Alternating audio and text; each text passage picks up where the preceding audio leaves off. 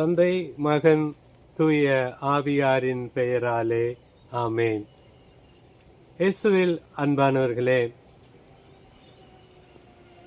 பாடுகளின் ஞாயிறு அல்லது குருத்து ஞாயிறை நாம் சிறப்பிக்க இருக்கின்றோம்.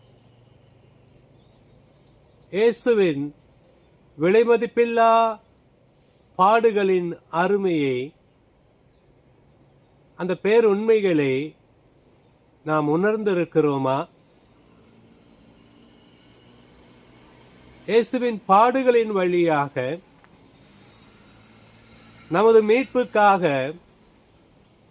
அவர் கொடுத்த விலையை நாம் உண்மையிலேயே அறிந்திருக்கிறோமா என்ற கேள்விதான் என் மனதிலே இப்பொழுது எழுகிறது.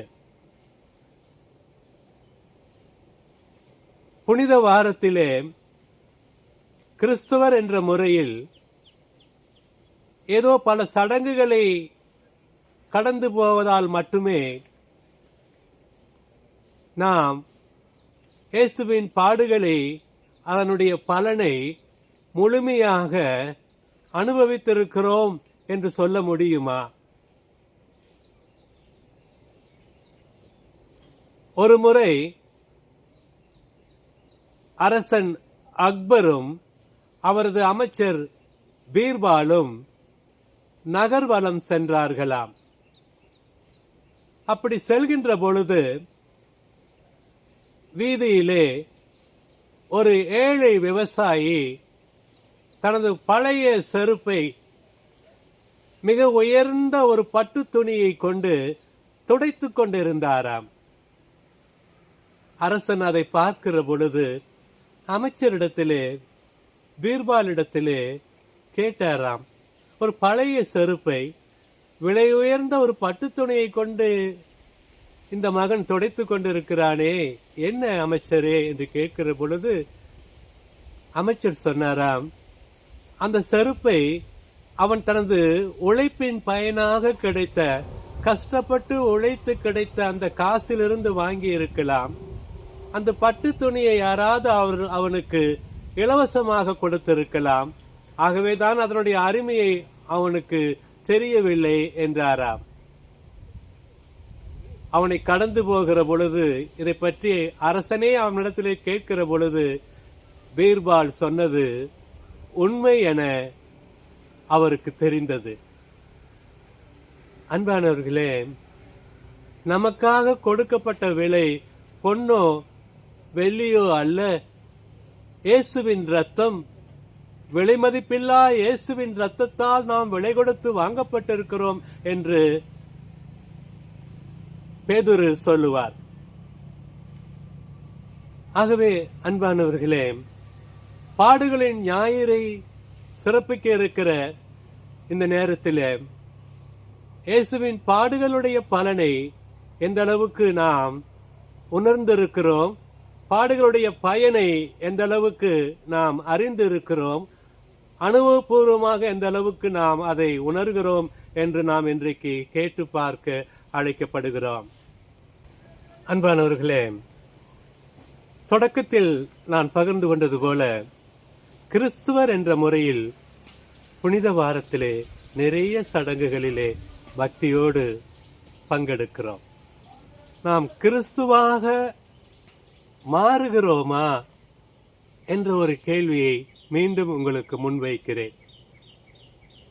கிறிஸ்துவ சித்தாந்தத்தை தத்துவ வரிகளிலே 3 வரிகளிலே சொல்லுவார்கள்.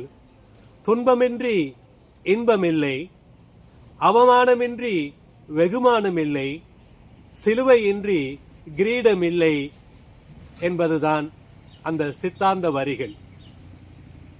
கிறிஸ்துவ வாழ்வின் சித்தாந்தம் இந்த 3 வரிகளிலே அடங்கி இருக்கிறது. ஆம் அன்பானவர்களே, சிலுவையின்றி கிரீடம் இல்லை என்ற உண்மையை ஆண்டவர் தான் தேர்ந்து கொண்ட சீடர்களுக்கு கற்பிக்க தொடங்கினார் என்று நாம் வாசிக்கிறோம்.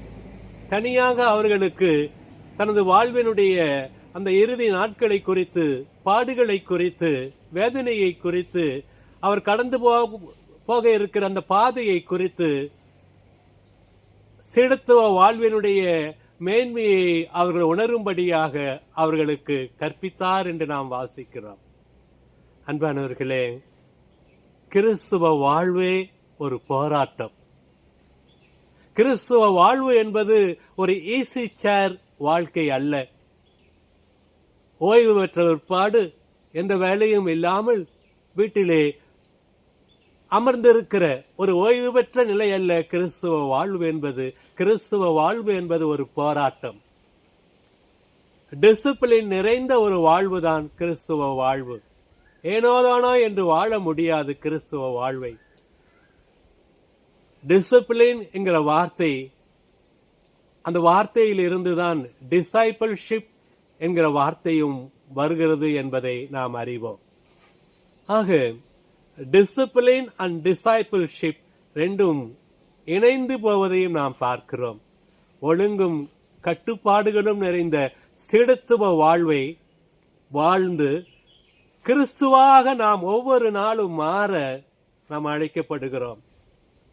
குறிப்பாக இந்த தவக்காலத்தின் இந்த இறுதி வாரத்திலே, புனித வாரத்திலே, நான் கிறிஸ்துவனாக மட்டும் இருந்தால் போதாது, கிறிஸ்துவாக மாற வேண்டும்.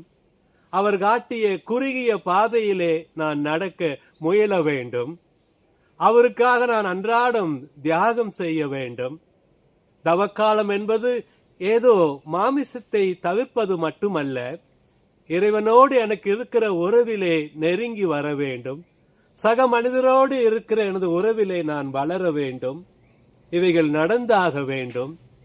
இயேசுவின் இதயத்தை நான் பெற்றாக வேண்டும். ஆண்டவராகிய இயேசு கிறிஸ்துவே, என் பாவங்களிலிருந்து என்னை மீட்டுக் கொள்ளும் என்று இந்த புனித வாரத்திலே நாம் கதறி அழ வேண்டும். ஆம் அன்பானவர்களே, கிறிஸ்துவராக இருந்தால் மட்டும் போதாது, கிறிஸ்துவாக நாம் நாள்தோறும் உருமாற்றம் அடைய வேண்டும். மனமாற்றமே ஒரு உருமாற்றமாக இருக்க வேண்டும். இயேசுவின் பாடுகளை பற்றி நினைத்து கண்ணீர் விடுகிற இந்த நாட்களிலே நான் எந்த அளவுக்கு கிறிஸ்துவாக மாறி இருக்கிறேன்? வெறுமனே கிறிஸ்துவனாக மட்டும் இருக்கிறேனா? கிறிஸ்துவாக மாற அந்த பாதையை தெரிந்து கொண்டேனா? குறுகிய பாதையை தெரிந்து கொண்டேனா? அவருக்காக தியாகத்தை மேற்கொள்ள நான் தயாராக இருக்கிறேனா? என் உறவுகளை சரிபடுத்திக் கொள்கிறேனா? எனக்கும் இறைவனுக்கும் உள்ள உறவிலை நான் நெருங்கி வருகிறேனா என்று சிந்தித்து பார்க்க வேண்டும். ஆம் அன்பானவர்களே, இந்த புனித வாரம் நமக்கு கற்றுத்தருகிற சித்தாந்தத்தை மறந்துவிட வேண்டாம். துன்பமின்றி இன்பமில்லை, அவமானமின்றி வெகுமானமில்லை, சிலுவையின்றி கிரீடமில்லை. இறைவன் உங்களை ஆசீர்வதிப்பாராக. ஆமென்.